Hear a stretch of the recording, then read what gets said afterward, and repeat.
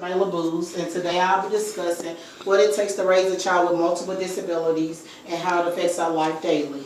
To find out you're expecting is exciting, right? Yes. Well, y'all, not on my end because it was shocking and unexpected. But when I finally did accept the fact, it was a joy. Most of us knows firsthand what it takes to raise a child, or if not, we have some type of knowledge of what it takes to raise a child.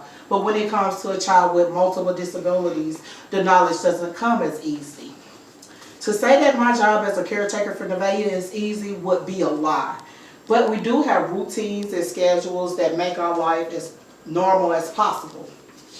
I am speaking on this subject just to inform you how it is to raise a special needs child and the struggle that comes with it.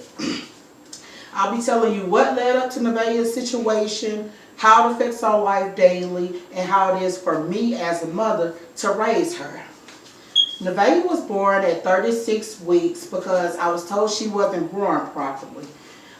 She was delivered on February the 5th with the umbilical cord wrapped several times around her neck, which made her come out unresponsive, and she had to be resuscitated. So once she was in stable condition and tests were done, doctors later came back and stated that Nevaeh indeed suffered from a stroke inside the womb, and that it was a possibility that she wouldn't make it. A day after birth, Nevaeh started having seizure activity, and doctors wanted to know, where did this activity come from? So more tests were conducted. Tests came back showing that Nevaeh suffered from the stroke, and a result from it, fluid was on her head, and it caused some of the main ventricles to pop. So Nevaeh was given medications to assist with the fluid, try to help dissolve it, which the fluid on her head is diagnosed as hydrocephalus. During the 14-day period for the fluid on her head and the seizure activity, Nevaeh improved a great amount. But 7 days into the treatment, Nevaeh took a turn for the worse. Nevaeh had to be transferred to New Orleans, where a spinal tap was done, and tests came back to show that Nevaeh suffered from the head injury, which was the fluid on her head, but she also contracted meningitis from the local hospital that went untreated. Doctors also said Nevaeh needed 2 blood transfusions. So after about 3 months, doctors, working a miracle on Nevaeh, and she was in stable condition. She was sent home with the fluid still on her head in hopes that it would dissolve on its own.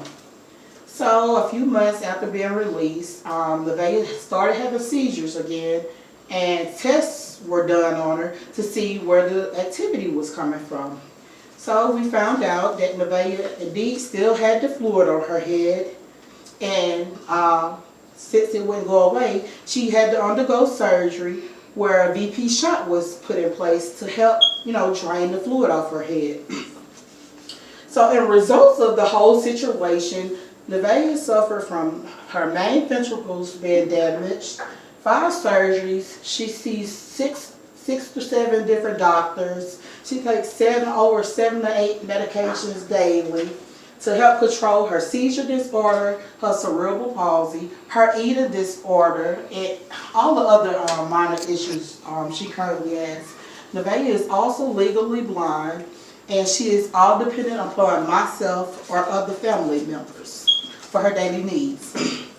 Nevaeh can't be around large groups of people due to her health because her immune system is weak, and she is at a higher risk to receive infections. So, no, we can't be around a lot of people.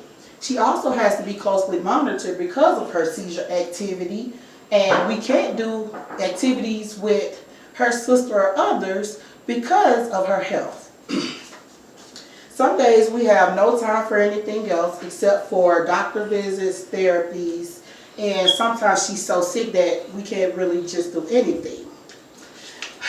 From the long nights, long hospital stays, therapy, surgeries, and the time away from my younger daughter is a struggle, but we know, Nevaeh is worth it. Being a special needs mother is It is hard and it does bring different emotions from joy to pain. I must admit, sometimes I'm crying on the inside, not because of her, just going through the whole thing, but tears of joy and of how she overcame her whole situation. I am learning daily when it comes to Nevaeh and her health, and things will never be easy, but it'll always be worth it when it comes to Nevaeh. I have shared with you a little about my life and how it is for me to raise my daughter and how it's not easy, but she's my daughter, so I feel she's worth it. I have explained to you what led up to Nevaeh's situation, how it affects our life daily, and how it is for me to raise a child with multiple disabilities. I wanted to speak on this subject just to bring awareness to people on how it is or what it takes to raise a child and how it's not easy for us special needs moms. Next time you all feel like complaining about having a child that is considered normal, think about a child who can't eat, walk, or do anything independently on their own. And think about how blessed you are. As Robert Broad once said, enjoy the little things in life, for one day you may look back and realize they were big things. Meaning, never take the smallest things for granted, because there are people who aren't as blessed that can complain about the simple things in life. Thank you all for your time, and I hope you all have a great day.